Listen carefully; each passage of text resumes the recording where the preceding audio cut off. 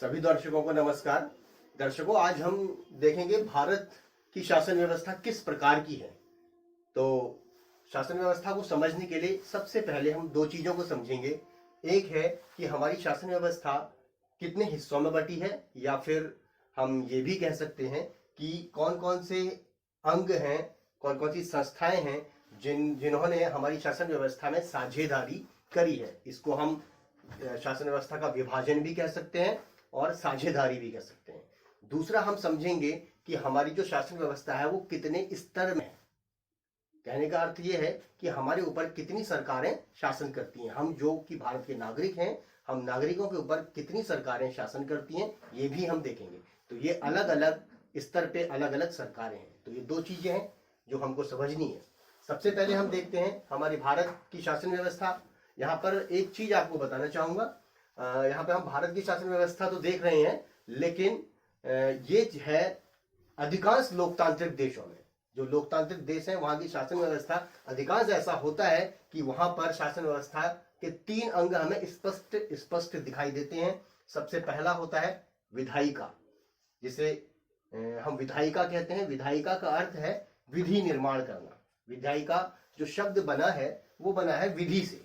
विधि का अर्थ होता है कानून, जो हम आम बोलचाल में कानून और नियम बोलते हैं। शुद्ध हिंदी में उसे हम विधि कहते हैं। विधि या विधान, विधान भी कह सकते हैं और विधि भी कह सकते हैं।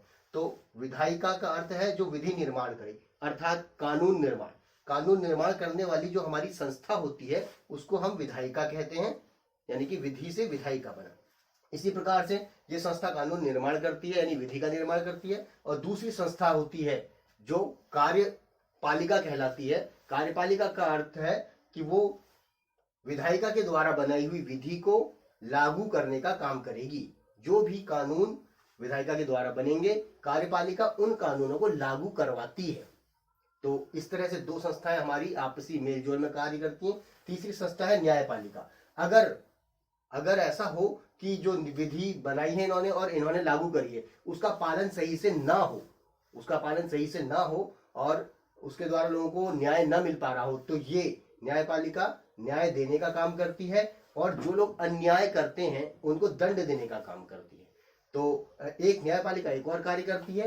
ये जो संस्था विधि बना रही है और जो विधि को लागू कर रही है, यानी कानून बनाने और कानून लागू करने वाली संस्थाएं अगर अपना कार्य सही से नहीं कर रही, सही विधि नहीं बना रही, ऐसी विधि या ऐसा कानून नहीं बना रही जो संविधान के अनुसार सही नहीं है, ऐसा कानून अगर ये बनाती हैं जो संविधान के अनुसार सही नहीं है, तो न्यायपालिका उस विधि या कानून को समाप्त भी कर सकती है, इनके ऊपर भी नियंत्रण रख सकती है।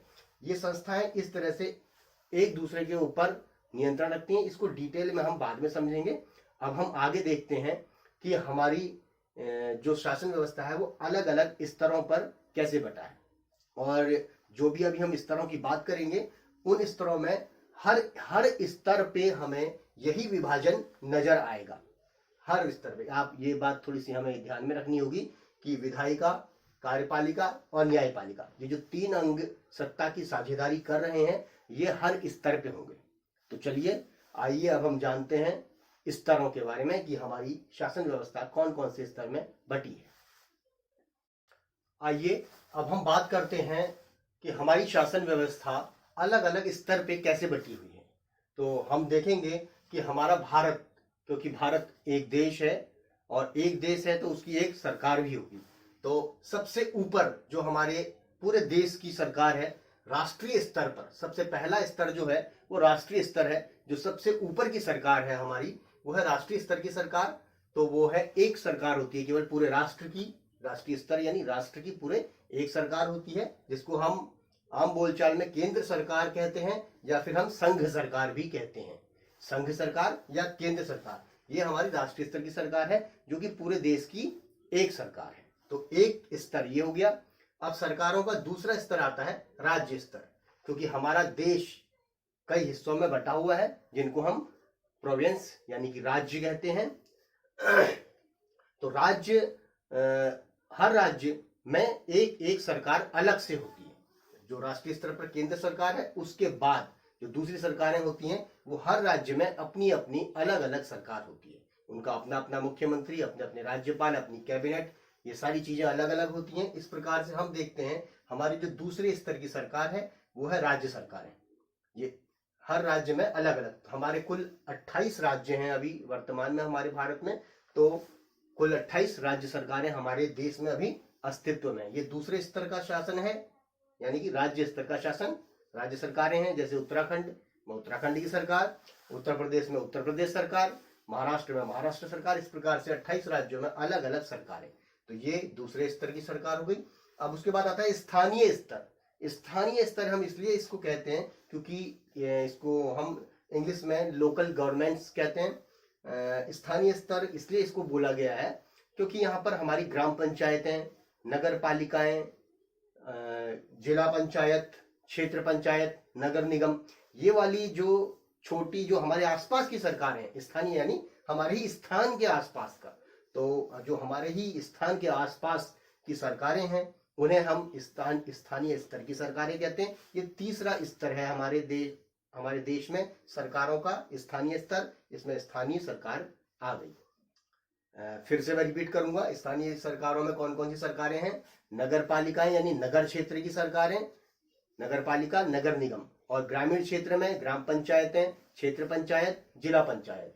तो इस तरह से हमारी स्थानीय सरकारें तीसरी प्रकार की सरकार हो गई, ये तीसरे स्तर की सरकार हो गई। तो यहाँ पर हम देखते हैं कि हम एक ही नागरिक समूह हैं। जैसे कि मैं एक नागरिक हूं, आप एक नागरिक हैं, तो हम एक ही नागरिक समूह पर 3 सरकारें शासन करती हैं। क्योंकि हम, अब एक मैं आपको मानचित्र के माध्यम से दिखाऊं, क्योंकि ये हमारा पूरा भारत एक देश है, तो हम इस देश के निवासी हैं, आप और हम इसी देश के निवासी हैं, इस देश के हम नागरिक हैं। इसलिए जो पूरे भारत की सरकार है वो भी हमारे ऊपर शासन करेगी। दूसरा, हम किसी न किसी राज्य के निवासी हैं, जैसे मैं उत्तराखंड का निवासी हूं, तो मेरे ऊपर दूसरी सरकार यानी कि दूसरे स्तर की सरकार उत्तराखंड सरकार शासन करेगी। तीसरा, मैं किसी न किसी ग्राम या नगर में भी रहता हूं, तो तीसरी सरकार मेरे ऊपर उस ग्राम या नगर की, उस जिले की, उस ब्लॉक की, वो भी शासन करेगी। तो ये जो हमारे ऊपर जो शासन हो रहा है ये 3 स्तरों पे हो रहा है। 3 स्तर की सरकारें शासन कर रही हैं। इस सबसे निचली स्तर की सरकार हो गई हमारी स्थानीय सरकार, यानी कि ग्राम पंचायत या नगर पालिका। दूसरे स्तर पर हमारा राज्य, उसकी सरकार, और तीसरे स्तर, सबसे ऊंचा स्तर जो है वो है केंद्र स्तर यानी कि संघ स्तर की सरकार, राष्ट्रीय स्तर की सरकार, हमारी केंद्र सरकार, जिसमें प्रधानमंत्री, राष्ट्रपति और उनके मंत्रिमंडल होता है। तो ये हो गए हमारा शासन के 3 स्तर। अब जो कि हमने बात पहले करी थी, हमने शासन व्यवस्था को 3 अंगों में बांटा था, विधायिका, कार्यपालिका और न्यायपालिका। अब एक बहुत जो इससे संबंधित बात है वो यहाँ पे बताने वाली, वो ये है कि ये जो 3 स्तर हमने शासन के बनाए हैं, इन तीनों स्तरों में भी वही विभाजन मिलता है।